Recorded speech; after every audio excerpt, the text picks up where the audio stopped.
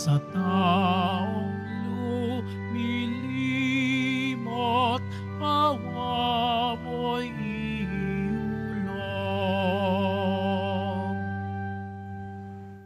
Sa ngalan ng Ama at ng Anak at ng Espiritu Santo, Amen.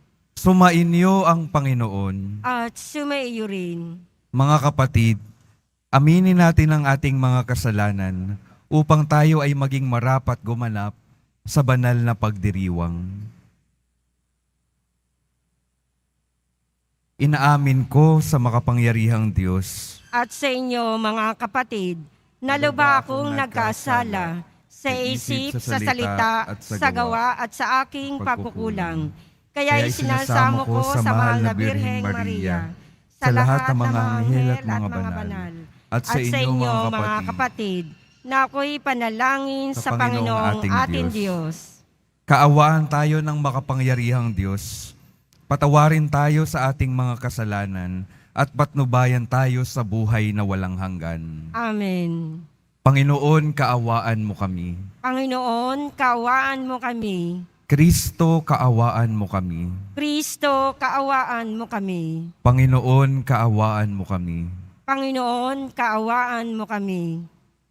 Manalangin tayo.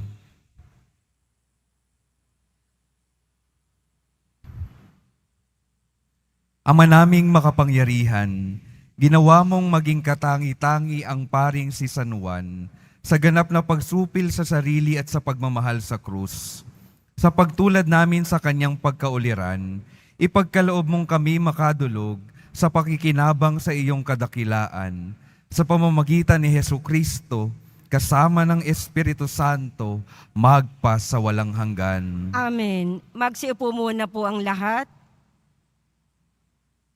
Pagbasa mula sa aklat ni Propeta Isaías.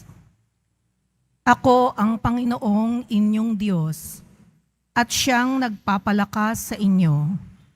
Ako ang may sabing, huwag kayong matatakot, at tutulungan ko kayo.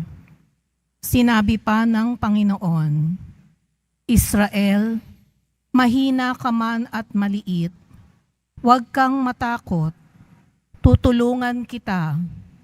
Ako ang Diyos ng Israel, ang magliligtas sa iyo. Gagawin kitang tulad ng panggiik, bago at matalim ang kanyang ngipin, at ang mga bundok at burol ay iyong gigiikan, at duduruging tila alikabok. Itatahip sila, tatangayin ng hangin.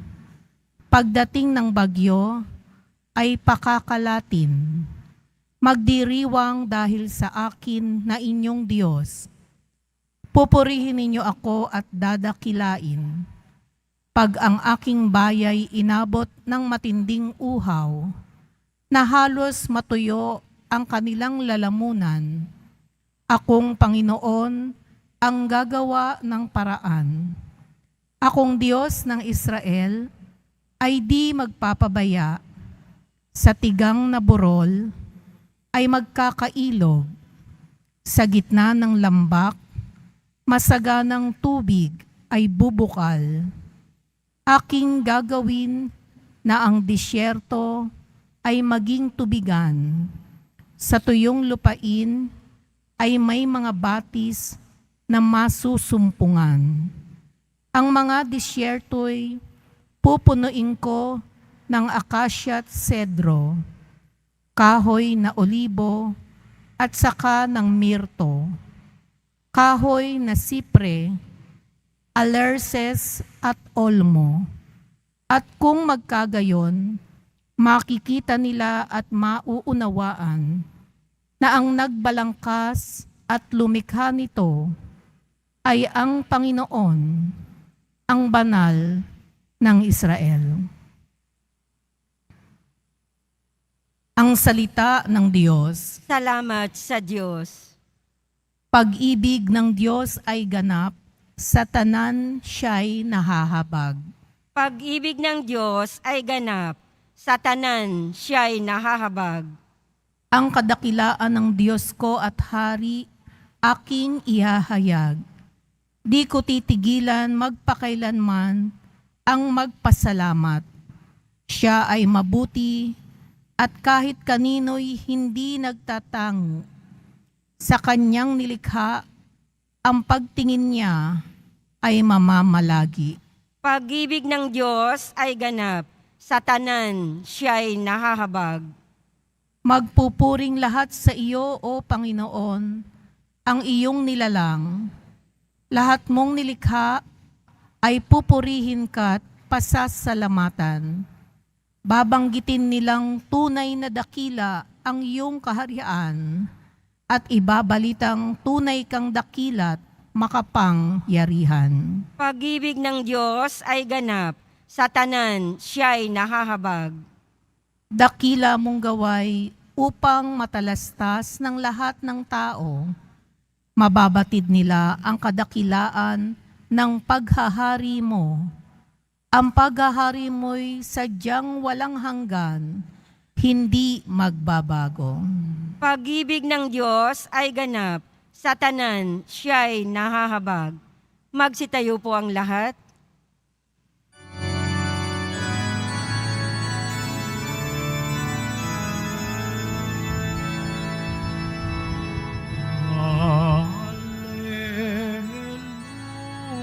Hallelujah, hallelujah,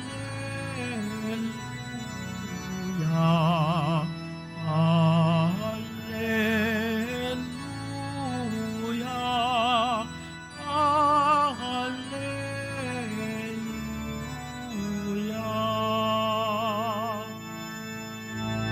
Pumatak na waring ulan, naway umusbong din naman ang manunubos ng tanan.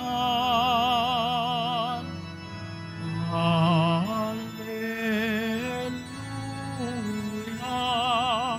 hallelujah, hallelujah,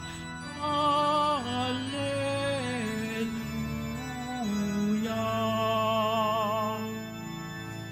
Sumainyo ang Panginoon. At sumaiyo rin. Ang mabuting balita ng Panginoon ayon kay San Mateo. Papuri sa iyo, Panginoon. Noong panahong iyon, sinabi ni Jesus sa mga tao, "Sinasabi ko sa inyo, sa mga isinilang, wala pang lumilitaw na higit na dakila kay Juan Bautista. Ngunit ang pinakaaba sa mga taong pinaghaharian ng Diyos ay dakila kaysa kanya." Mula nang mangaral si Juan Bautista hanggang ngayon, ang kaharian ng Diyos ay nagdaranas ng karahasan at inaagaw ng mararahas, sapagkat ang mga propeta at ang kautusan ay nagpahayag tungkol sa paghahari ng Diyos hanggang sa dumating si Juan. Kung maniniwala kayo, siya ang Elias na darating. Ang may pandinig ay makinig. Ang mabuting balita ng Panginoon. Pinupuri ka namin, Panginoong Heso Kristo. Magsiupo muna po ang lahat. Magandang umaga po mga minamahal kong mga kapatid na naririto at kasama natin online. Good morning po. Alam ko po na alam niyo yung kasabihan na habang may buhay, may pag-asa. Habang may buhay, may pag-asa. Pero alam din natin na maraming nabubuhay sa ngayon na para bang wala ng pag-asa. Para bang wala na ring buhay. Bakit po kaya ganon? Isa siguro po sa mga dahilan kung bakit nawawala ng pag-asa ay hindi na alam kung saan kukuha. O kaya naman maraming pangyayari sa mga buhay na hindi maganda kaya't nauubos na talaga yung kanilang pag-asa. May nakapagnakaw na ng kanilang pag-asa. Nanakaw ng masama yung pag-asa, kaya kahit buhay pa, ay parang patay na. Wala nang gana, wala nang buhay. Ito po yung isang realidad na sinasabi ni Jesus sa Ebanghelyo. Ang kaharian ng Diyos ay inaagaw ng mararahas. Itong pag-asa po na dala ng kaharian ng Diyos ay nawawala dahil may mga masasama na gustong agawin sa atin yung pag-asa, yung kaharian ng Diyos sa mga buhay natin. At minsan naman po, tayo rin po yung nagiging dahilan, tayo yung naghahaya na mawala yung ating pag-asa. Tayo yung may kasalanan kung bakit nawawala yung pag-asa sa buhay natin. Isang halimbawa, yung pagtalikod natin sa Diyos, sa ating pagpili sa iba't ibang mga Diyos-Diyosan dahil sa pagpili natin ng buhay kasalanan. Ito rin po, sa ganong paraan din po, yung karanasan ng bayan ng Diyos sa aklat ni Propeta Isaías. Dahil sa kanilang pagtalikod sa Diyos, nakaranas sila ng pagtataboy sa kanilang sariling lupain. Dahil sa kanilang pagtalikod sa Diyos, naghirap at nakaranas sila ng kawalan ng pag-asa. Ano pong sinasabi sa atin ito? Kapag inalis po natin yung Diyos sa ating mga buhay, mawawalan talaga tayo ng pag-asa. Mawawalan tayo ng buhay. Kaya imbis na habang buhay may pag-asa yung panghawakan po natin, ang panghawakan po natin ay ito po. Habang may Diyos, hanggat kumakapit sa Diyos, may pag-asa, may buhay. Dahil ang Diyos po, tapat sa kanyang salita at pangako. Nung sinabi ng Diyos na magpapadala siya ng tagapagligtas, tinupad niya po ito sa pamamagitan ni Jesus Nazareno. At patuloy na pinapaalala at tinutupad po ito ng ating Panginoon magpasa hanggang ngayon sa pamamagitan ng Espiritu Santo at sa pamamagitan po ng bawat isa sa atin. Kaya mga kapatid, sana po yung ating buhay maging katulad ng buhay ni Juan Bautista at ng mga propetang ipinadala ng Diyos, magpaalala ng pag-asang nagmumula sa Diyos. Yung ating buhay po, nawa magpaalala na may Diyos, magpaalala na may Diyos tayong patuloy na nagbibigay lakas at hindi nagpapabaya. Yung buhay po sana natin, hindi nagnanakaw ng pag-asa sa buhay ng iba, bagkus tayo ang nagpapalakas at nagpapaalala ng pag-asang nagmumula sa Diyos. At tandaan po natin mga kapatid, yung pag-asa po, hindi lamang po ito nagmumula sa katayuan natin sa buhay, sa estado natin sa buhay. Kapag madali at komportable yung buhay, puno ng pag-asa. Hindi lang po naroroon yung pag-asa. At hindi lamang naroroon yung pag-asa kapag tayo ay nasa lugar na komportable. Noong third year college po ako sa seminaryo, nagpupunta po kami sa kulungan para magkaroon ng Bible sharing sa mga preso. At may isang preso po akong hindi malilimutan. Dahil minsan po sa aming sharing, sinabi niya, nagpapasalamat siya sa Diyos dahil nakulong siya. Bakit, tanong namin? Nagpapasalamat siya sa Diyos dahil kung hindi raw siya nakulong, magpapatuloy lamang siya sa ginagawa niyang masama. Hindi siya magkakaroon ng pag-asa na mabuhay ng tama at ng tapat. At alam po ninyo, nung makalabas siya sa kulungan, humingi pa po siya ng tulong sa amin para makapaglingkod sa simbahan bilang choir. Yung buhay niya po ngayon ay mukha ng pag-asa. Pag-asa na ang Diyos tunay na hindi nagpapabaya. Tunay na nagbibigay ng buhay basta't kumakapit at nagtitiwala sa Kanya. Kahit nasa loob siya ng kulungan, nagkaroon pa rin siya ng pag-asa. Tunay po na wala sa lugar, wala sa estado ng buhay natin yung pag-asang ibinibigay ng Diyos. Kaya kung nasa lugar tayo ng kadiliman dahil sa maraming problemang ating nararanasan, kung nasa lugar tayo na nahihirapan tayo, huwag nating bitawan yung pag-asa at pagkapit sa Diyos. Dahil ang Diyos, Katulad ng sinasabi ng propeta Isaías sa unang pagbasa, ililigtas tayo, hindi tayo pababayaan, bibigyan tayo ng lakas para tayo ay magkaroon ng kaginhawaan dito sa buhay na ito. Kaya mga kapatid, sa pagpapatuloy ng ating pagdiriwang, huwag nating kakalimutan, habang may Diyos, hanggat kumakapit tayo sa Diyos, may pag-asa, may buhay. Amen. Magsitayo po ang lahat.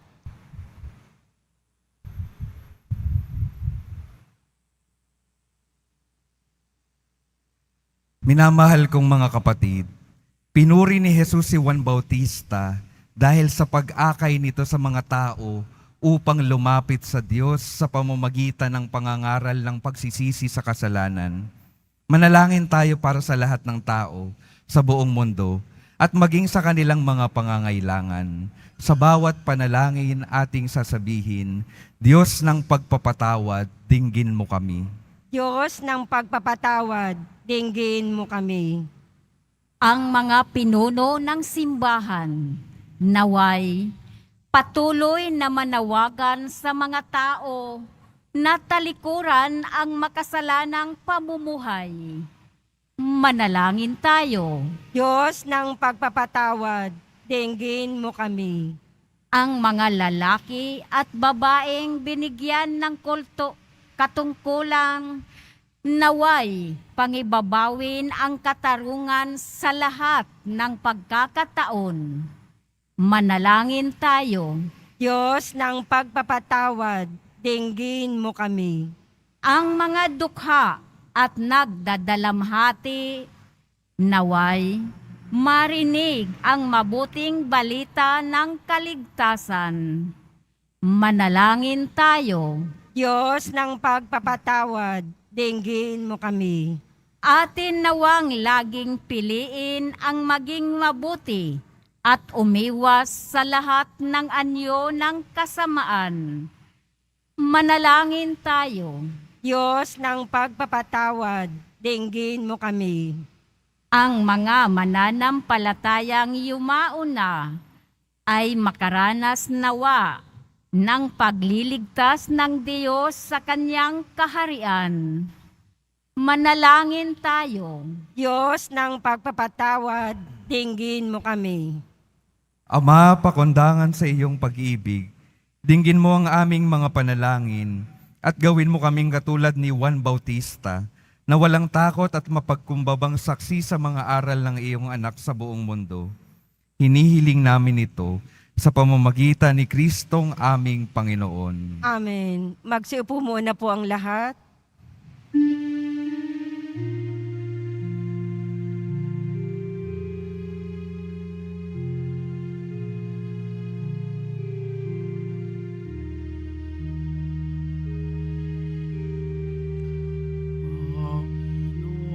Panginoon, aming handog ang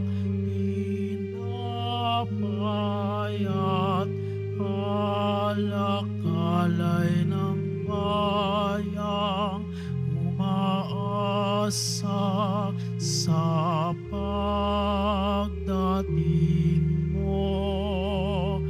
Gayon din aming inahanda ang aming puso upang dito'y manahan ka sa pagdating mo.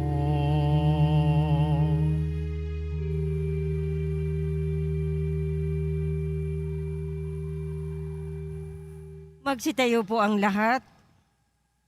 Manalangin kayo mga kapatid upang ang paghahain natin ay kalugdan ng Diyos Amang makapangyarihan. Tanggapin nawa ng Panginoon itong paghahain sa iyong mga kamay, sa kapurihan niya at karangalan, sa ating kapakinabangan at sa buong sambayanan niyang banal. Ama naming lumikha, tunghayan mo ang aming paghahain ng mga alay. Sa paggunita namin kay San Juan, ipagkaloob mong ang pagdiriwang namin sa pagpapakasakit ng iyong anak ay aming matularan at aming maganap sa pamamagitan ni Hesukristo kasama ng Espiritu Santo magpa sa walang hanggan. Amen. Sumainyo ang Panginoon. At sumaiyo rin. Itaas sa Diyos ang inyong puso at diwa. Itinaas na namin sa Panginoon. Pasalamatan natin ang Panginoong ating Diyos. Marapat na siya ay pasalamatan. Ama naming makapangyarihan, tunay ngang marapat na ikaw ay aming pasalamatan sa pamamagitan ni Hesukristo na aming Panginoon. Ngayon, si San Juan de la Cruz ay pinararangalan sa pamumuhay niyang totoong uliran at pagiging maaasahan sa panunungkulan. Kaya't si Hesukristo na maaasahan sa katapatan ay inihahayag sa pangangasiwa sa sambayanan. Ang malasakit ng mga ulirang tagapangasiwa ay nagpapatuloy magpahanggang ngayon sa mga panalangin kanilang iniuukol, kaisa ng sambayanan mong dito'y nagtitipon.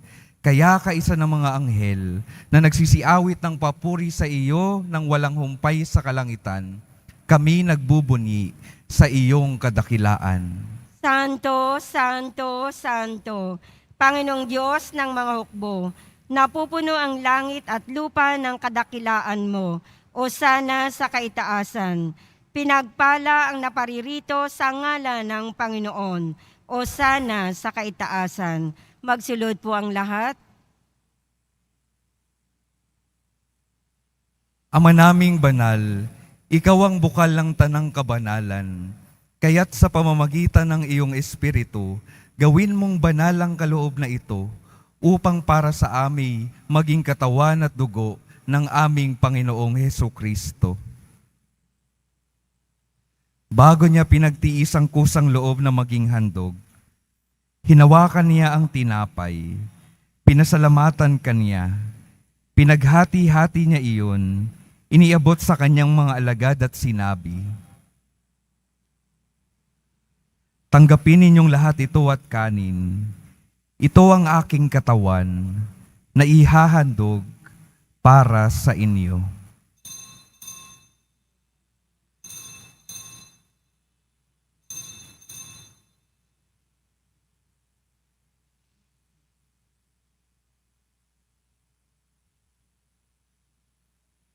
Gayon din naman nung matapos ang hapunan, hinawakan niya ang kalis, muli kaniyang pinasalamatan, iniabot niya ang kalis sa kaniyang mga alagad at sinabi, "Tanggapin ninyong lahat ito at inumin. Ito ang kalis ng aking dugo, ng bago at walang hanggang tipan, ang aking dugo na ibubuhos para sa inyo at para sa lahat, sa ikapagpapatawad ng mga kasalanan. Gawin ninyo ito sa pag-alala sa akin."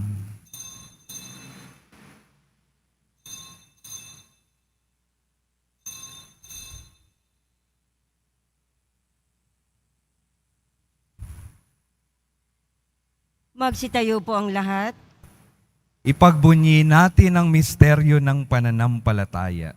Si Kristo'y namatay, si Kristo'y nabuhay, si Kristo'y babalik sa wakas ng panahon. Ama, ginagawa namin ngayon ang pag-alala sa pagkamatay at muling pagkabuhay ng iyong anak. Kaya't iniaalay namin sa iyo ang tinapay na nagbibigay buhay at ang kalis na nagkakaloob ng kaligtasan. Kami nagpapasalamat dahil kami iyong minarapat na tumayo sa harap mo para maglingkod sa iyo. Isinasamo namin kaming magsasalo-salo sa katawan at dugo ni Kristo ay mabuklod sa pagkakaisa sa pamamagitan ng Espiritu Santo. Ama, lingapin mo ang iyong simbahang laganap sa buong daigdig. Puspusin mo kami sa pag-ibig, kaisa ni Francisco na aming Papa at ni Jose na aming Obispo at ng Tanang Kaparian. Alalahanin mo rin ang mga kapatid naming nahimlay nang may pag-asang sila'y muling nabubuhay. Gayon din ang lahat ng mga pumanaw. Kaawaan mo sila at patuloyin sa iyong kaliwanagan. Kaawaan mo at pagindapatin kaming lahat na makasalo sa iyong buhay na walang wakas.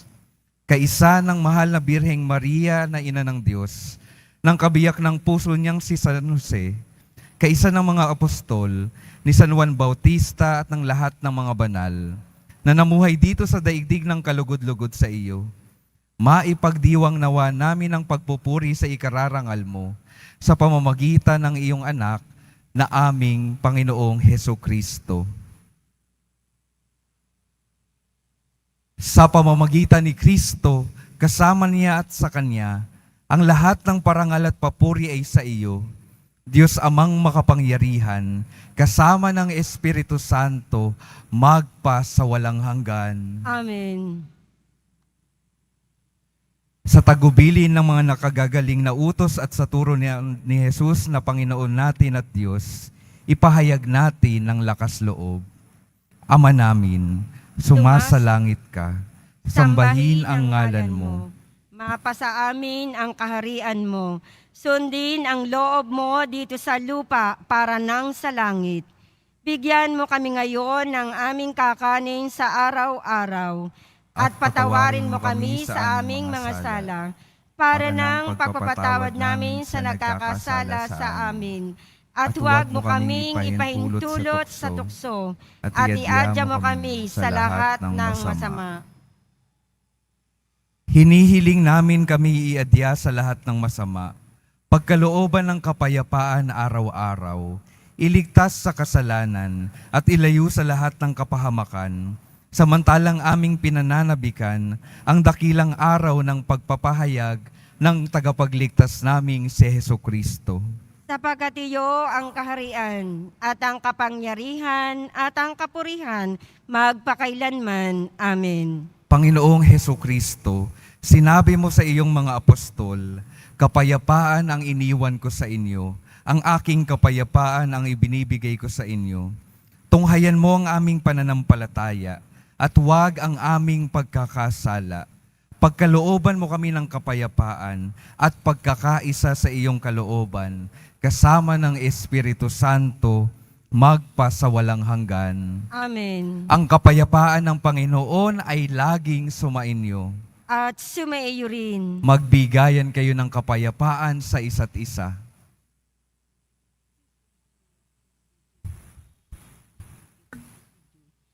Kordero ng Diyos na nag-aalis ng mga kasalanan ng sanlibutan, maawa ka sa amin. Kordero ng Diyos na nag-aalis ng mga kasalanan ng sanlibutan, maawa ka sa amin. Kordero ng Diyos na nag-aalis ng mga kasalanan ng sanlibutan, ipagkaloob mo sa amin ang kapayapaan. Magsilod po ang lahat.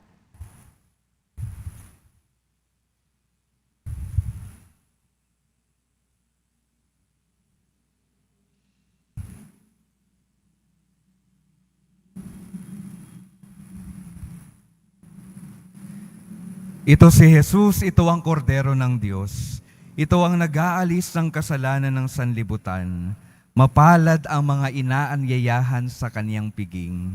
Panginoon, hindi ako karapat-dapat na magpatuloy sa iyo, ngunit sa isang salita mo lamang ay gagaling na ako.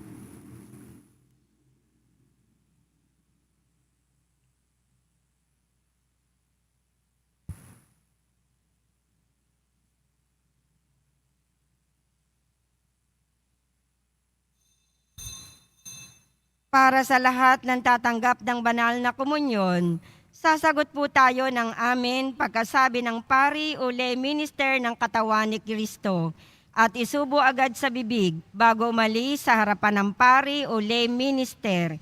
Sumunod po tayo. Maraming salamat po.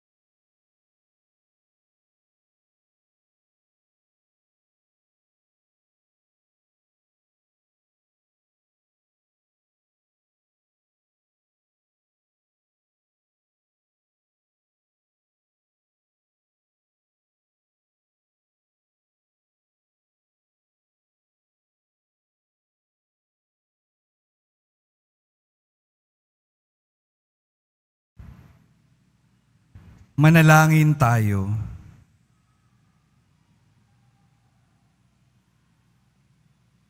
Ama naming mapagmahal, pinagningning mo kay San Juan ang misteryo ng krus. Ipagkaloob mong ang paghahaing ito na may lakas na dulot upang sa iyong anak, kami ay makasunod, ay siyang mabunsod sa amin upang pagmalasakitan ang lahat para matubos sa pamamagitan ni Hesukristo kasama ng Espiritu Santo magpa sa walang hanggan. Amen. Mga kapatid, ito pong panahon ng Adbyento, paghahanda sa pagdating ng Panginoon, ay panahon po ng pag-asa na ang Diyos patuloy na tumutupad sa kanyang pangako na ipapadala ang manunubos na si Jesus. Kaya mga kapatid, patuloy tayong magpaalalahanan na kapag may Diyos sa buhay natin, may pag-asa, may buhay. Sumainyo ang Panginoon. At sumaiyo rin. Mahal na poong Jesus Nazareno, inihayag mo sa pamamagitan ng krus ang walang maliw na pag-ibig ng Diyos sa sangkatauhan. Pakinggan mo ang mga kahilingan ng iyong angkan na nagsusumamo sa iyo. Makamtan nawa nila ang iyong katugunan at tanggapin ang kasagutan na may utang na loob na tinatanaw. Basbasan din po ninyo ang mga daladala nilang mga imahen at dasalan.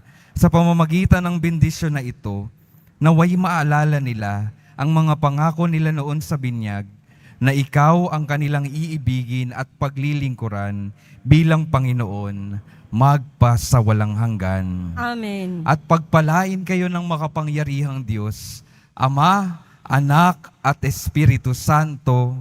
Amen. Humayo kayong mapayapa, taglay ang pag-ibig ng poong Jesus Nazareno. Salamat sa Diyos.